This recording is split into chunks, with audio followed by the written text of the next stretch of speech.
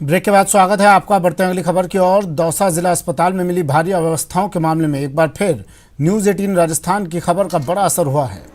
जयपुर से निदेशालय की एक टीम जिला अस्पताल की अव्यवस्थाओं की जांच करने के लिए पहुंची। इस दौरान सुबह जांच टीम ने डॉक्टर्स के रजिस्टर की जांच की और उसके बाद अस्पतालों में वार्ड, दवा वितरण केंद्र और जाँच केंद्र का भी निरीक्षण किया। इस दौरान टीम को अस्पताल में जहाँ भी अनियमितता मिली उसकी रिपोर्ट तैयार की और अब ये रिपोर्ट सरकार तक भिजवाई जाएगी।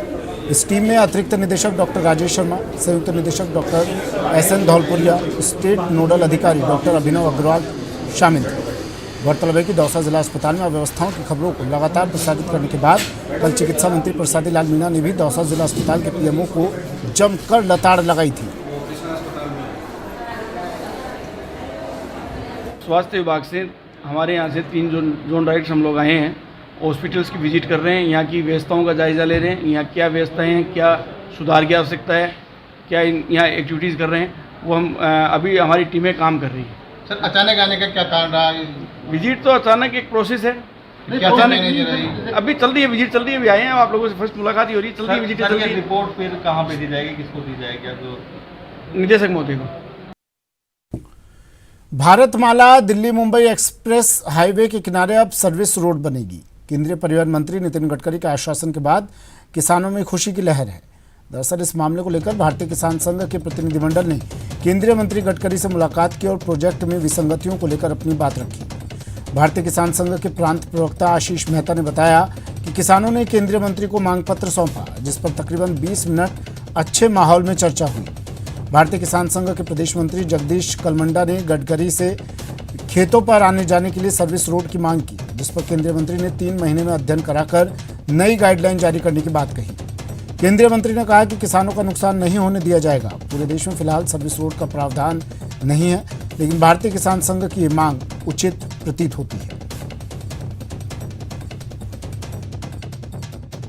किसान संघ कोटा और बूंदी से होकर के निकल रहे भारतमाला एक्सप्रेस वे के निर्माण में जो कई प्रकार की विसंगतियां आई हुई है, जो हमारा जो कमांडी एरिया है, सिंचित एरिया, उसके जो धंधाधोरे ड्रेन जो नष्ट कर दिए गए हैं, उन सब समस्याओं को लेकर के लगातार वर्ष भर से संघर्ष कर रहा था। बीच में हमने 7 जनवरी से 15 जनवरी तक लगातार धरना प्रदर्शन करके पूरे निर्माण कार्य को बंद भी करवाया था। तो ऐसे विषय, नहरों के ड्रेनों की जो अलाइनमेंट चेंज कर दिए गए, तो पानी आने की इनकी समस्या रही। इन सब विषयों को लेकर के केंद्रीय सड़क परिवहन मंत्री से गत 15 मार्च को भी भारतीय किसान संघ का प्रतिनिधिमंडल मिला था। उस समय भी इन विषयों पर चर्चा हुई थी। सड़क परिवहन मंत्री जी के यहाँ से भारतीय किसान संघ के प्रतिनिधिमंडल को बुलावा आया, तो किसान संघ का प्रतिनिधिमंडल दिल्ली में जाकर के मिला। तो इस प्रकार जो विषय थे, उन विषयों पर स्पष्ट रूप से बातचीत हुई। और बड़ी खबर है, 3 साल के मासूम की हत्या की खबर। रेप के बाद मासूम का मर्डर। बड़ी खबर चित्तौड़गढ़ से। चित्तौड़गढ़ में 3 साल की मासूम बच्ची की हत्या कर दी गई। बस्सी थाना इलाके की घटना है। रेप के बाद हत्या करने की आशंका अब जताई जा रही है। पुलिस ने आरोपी को भी डिटेन कर लिया है। एसपी प्रीति जैन ने हत्या की पुष्टि की है। दुष्कर्म के मामले में चिकित्सकों की रिपोर्ट का इंतजार अब किया जा रहा है। बड़ी खबर चित्तौड़गढ़ से। सुभाष बैरागी मेरे सहयोगी चित्तौड़गढ़ से फोन लाइन पर जुड़ गए हैं। सुभाष, मामला क्या है पूरा, पुलिस क्या कर रही है पूरे मामले पर अब? जी बिल्कुल, प्राइमरी रूप से जानकारी में सामने आई। कोटा क्षेत्र से बच्ची बारात में गांव में आई थी और उसके बाद कल गायब हो गई थी और आज उसका शव जो है वो कुएं में मिला है। बड़ी क्षत विक्षत स्थिति में शव मिलने की जानकारी सामने आई है। और पुलिस ने हत्या की तो पुष्टि की है, लेकिन दुष्कर्म की पुष्टि नहीं हो पा रही है। मामले में पोस्टमार्टम करवाया जा रहा है और पुलिस मौके पर मौजूद है बस्सी सामुदायिक स्वास्थ्य केंद्र की मोर्चरी में, और एक आरोपी जो है उसको डिटेन किया गया है। फिलहाल पुलिस मामले की जांच में जुटी हुई, यही कहा जा रहा है, और पूरे मामले की पड़ताल की जा रही है। जी सुमित, जिस आरोपी को डिटेन किया गया है उसकी पहचान किस रूप में हुई? कौन था? जान पहचान वाला व्यक्ति है? कौन है? जी फिलहाल उसके डिटेन करने की जानकारी सामने, लेकिन एक 43 वर्षीय अधेड़ बताया जा रहा है जो इस मामले में शामिल पाया गया है प्रारंभिक रूप से, जिसको डिटेन किया गया है। लेकिन उससे उस जो मासूम है उसका क्या रिश्ता है, या उसके रिश्तेदारी में है, या उसके पारिवारिक संबंधों में है, इस बात की पुष्टि फिलहाल नहीं हो पाई है। फिलहाल पुलिस पोस्टमार्टम कराकर इस बात की पुष्टि करने का प्रयास कर रही है कि इसके साथ दुष्कर्म हुआ है। जी, और इस पूरी घटना की जानकारी कब मिली? बच्ची का मर्डर हुआ, ये जानकारी कब मिली, किस वक्त पता चला? जी, गायब तो बच्ची कल हो गई थी, लेकिन आज शव कुएं में पड़ा होने की जानकारी पुलिस को मिली थी। मौके पर पुलिस पहुंची और लगभग 3 घंटे पहले की ये घटना बताई जा रही है कि 3 घंटे पहले शव बरामद हुआ था। उसके बाद पुलिस उसे लेकर शव को बस्ती सामुदायिक स्वास्थ्य केंद्र पहुंची और वहां उसका पीएम करवाया जा रहा है और तथ्यात्मक जांच की जा रही है मेडिकल बोर्ड द्वारा। जी ठीक है, शुक्रिया सुभाष तमाम जानकारी के लिए।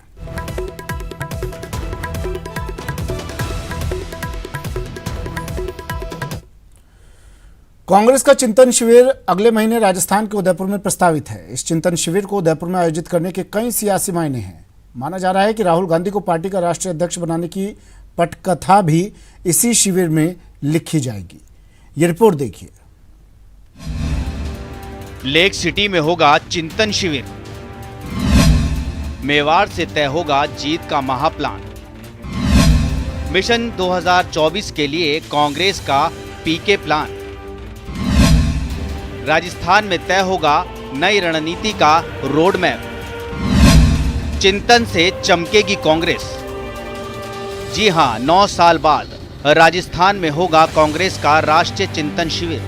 कांग्रेस में अब नई जान फूंकने के लिए, पार्टी को एक बार फिर एक्टिव मोड में लाने के लिए बाकायदा एक्शन प्लान तैयार है और जगह भी तय है। राजस्थान के उदयपुर में कांग्रेस का चिंतन शिविर प्रस्तावित है।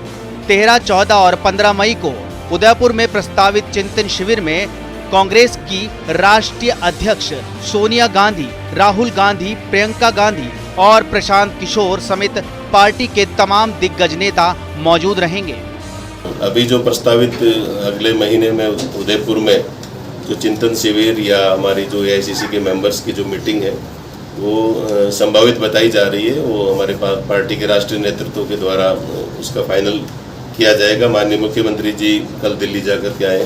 सर, काला कमान कहने का रहेगा सोनिया गांधी जी, राहुल गांधी जी, प्रियंका गांधी जी। देखिए, वो एआईसीसी का राष्ट्रीय शिविर है तो निश्चित रूप से राष्ट्रीय स्तर के हमारे जो सर्वोच्च नेता हैं वो सब निश्चित ऐसे शिविरों में हमेशा पधारते हैं। इस चिंतन शिविर में कांग्रेस के सभी सांसदों और विधायकों को बुलाया गया है।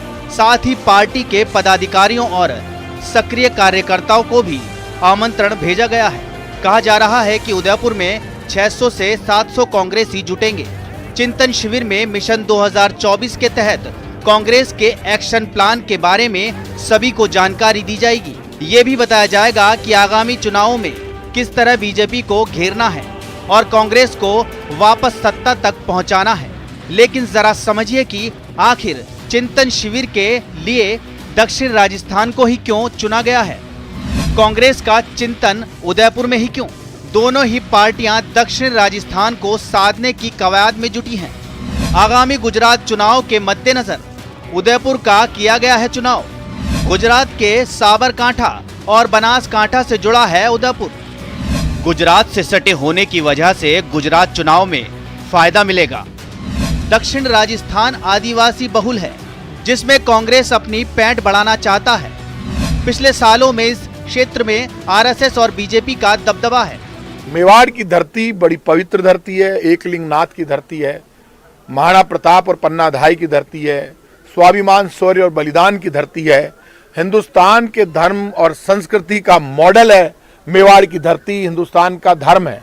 हिंदुस्तान की धर्म और संस्कृति क्या है? ये राम और कृष्ण का देश है। यहाँ चिंतन शिविर होगा तो कांग्रेस एक नई ताकत के साथ खड़ी होगी, एक नई जोश और उमंग के साथ खड़ी होगी, क्योंकि धरती बड़ी पवित्र है। और राजस्थान की धरती तो वैसे ही सूर और सूरमाओं की धरती है, आन बान और शान की धरती है। कहा तो ये भी जा रहा है कि उदयपुर में होने वाले चिंतन शिविर में कांग्रेस अध्यक्ष के लिए राहुल गांधी के नाम पर मोहर लग सकती है। शिविर को लेकर तो नो डाउट पहले भी जयपुर में चिंतन शिविर हुआ है, अब उदयपुर की बात चल रही है। चिंतन शिविर उदयपुर में होगा, जयपुर में होगा, ये फाइनल होना बाकी है। और उदयपुर में होता तो ये सारा काम मुख्यमंत्री जी दिल्ली गए हुए हैं, मुख्यमंत्री जी देख रहे हैं। राजस्थान में पिछली बार जब राहुल गांधी जी की ताजपोशी हुई थी तो जयपुर से हुई थी।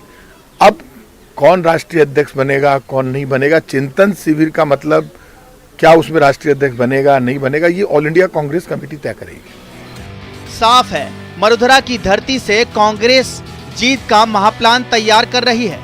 चिंतन शिविर में मिशन 2024 यानी लोकसभा चुनाव के लिए प्लानिंग तो तैयार होगी ही। नजर मिशन 2023 यानी राजस्थान के विधानसभा चुनाव पर भी रहेगी, क्योंकि कांग्रेस के सारे दिग्गज एक मंच पर होंगे, एक साथ मंथन होगा, तो जाहिर तौर पर राजस्थान के लिए महाप्लान तो तैयार होगा ही।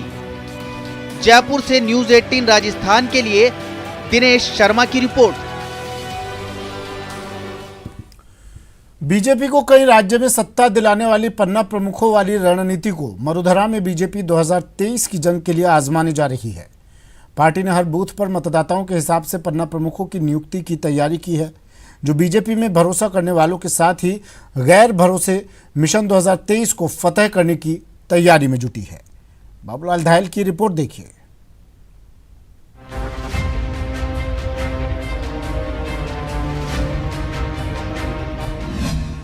पन्ना प्रमुख के जरिए जीत वाला प्लान।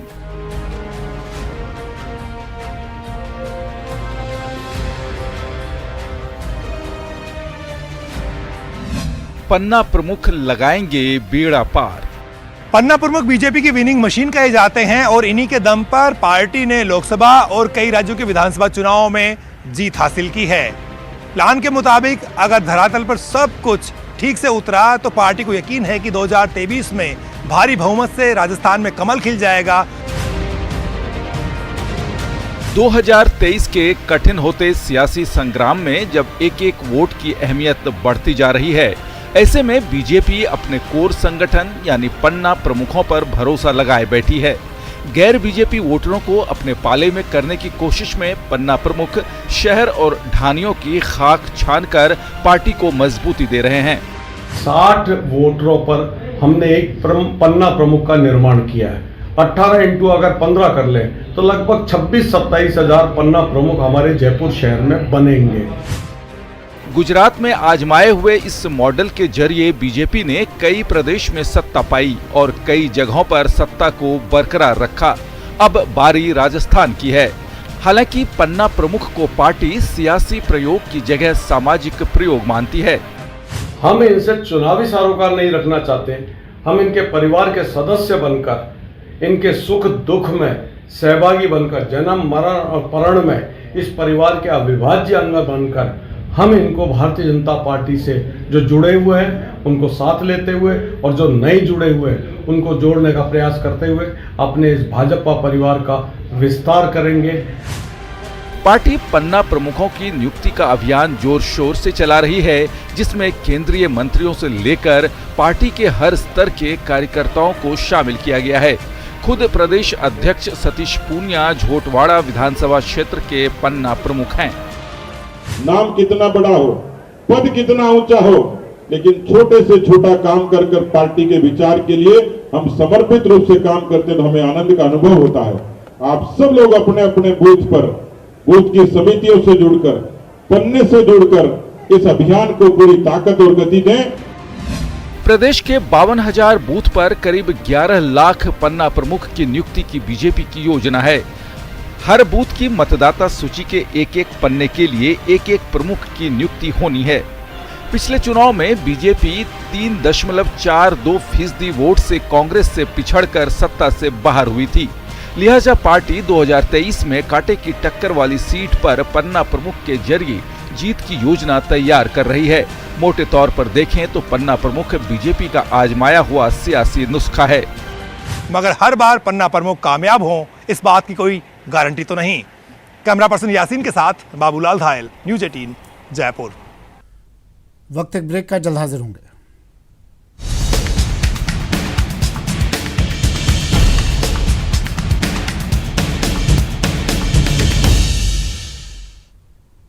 ब्रेक के बाद स्वागत है आपका। बढ़ते हैं अगली खबर की ओर। प्राइवेट स्कूलों की मनमानी, नाजायज फीस वसूली रोकने और शिक्षकों के साथ साथ अभिभावकों की समस्याओं के समाधान के लिए प्रदेश में विद्यालय नियामक प्राधिकरण का गठन होने वाला है। कहा जा रहा है कि इस प्राधिकरण के गठन के बाद स्कूलों से जुड़ी सभी समस्याओं का समाधान हो जाएगा। निजी स्कूलों की मनमानी रोकने के लिए नई शिक्षा नीति के तहत गहलोत सरकार विद्यालय नियामक प्राधिकरण का गठन करने जा रही है। सरकार से जुड़े सूत्रों की माने तो निजी शिक्षण संस्थानों में फीस निर्धारण से लेकर तमाम तरह की समस्याओं का इस प्राधिकरण में हल निकाला जाएगा। ये प्राधिकरण राज्य सरकार, शिक्षण संस्थान के प्रबंधन और अभिभावक के संघ के साथ साथ अन्य सभी स्टेक होल्डर के हितों के संबंध में चर्चा कर उचित फैसला लेगा।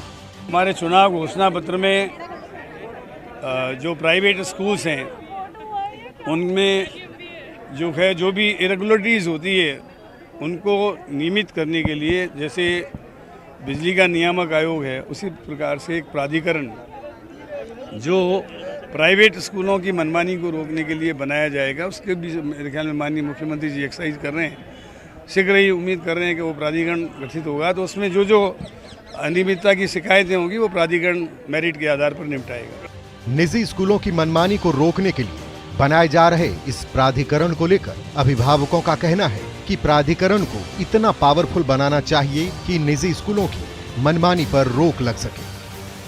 प्राइवेट स्कूलों के अंदर स्कूल फीस एक्ट 2016 की पालना सुनिश्चित की जाए। स्कूलों के अंदर वर्गीकरण किया जाए, जो अपनी सुविधाओं के अनुसार जो स्कूल अपनी फीस चार्ज करते हैं तो उसके अंदर फीस अपने स्कूलों के वर्गीकरण उनकी सुविधाओं के अनुसार किया जाए, और जो स्कूल अपनी फीस चार्ज कर रहे हैं उसके अंदर ये सुनिश्चित किया जाए कि उसके अंदर ट्यूशन फीस और अदर चार्जेस क्या हैं। तो आने वाले 5 साल के लिए शिक्षा फीस की वृद्धि के ऊपर रोक लगाई जाए। विद्यालय नियामक प्राधिकरण का गठन तो हो रहा है, अब देखना ये है कि इसे कितनी शक्ति मिलती है और ये निजी स्कूलों की मनमानी को किस हद तक रोकने में कामयाब होता है। जयपुर से न्यूज़ 18 राजस्थान के लिए लवली वाधवा की रिपोर्ट। फिलहाल इतना ही, दीजिए इजाजत, नमस्कार।